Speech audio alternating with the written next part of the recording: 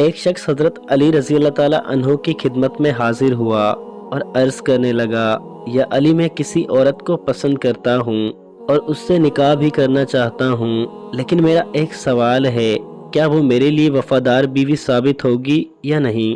تو حضرت علی رضی اللہ تعالیٰ عنہ نے فرمایا کہ اے شخص، یاد رکھنا، جو عورت اپنے والدین کی توہین کرتی ہے اور وہ عورت جو دوسروں کے سامنے اپنے گھر کی شکایت کرتی ہے، تو سمجھ جانا کہ وہ اچھی بیوی ثابت نہیں ہوگی۔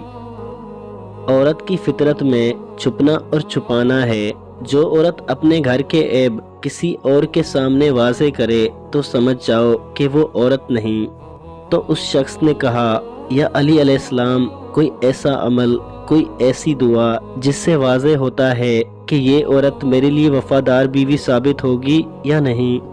تو حضرت علی رضی اللہ تعالیٰ عنہ نے فرمایا، اے شخص، اس دنیا میں سب سے بدترین عمل جھوٹ ہے، جو تمام گناہوں کی جڑ ہے۔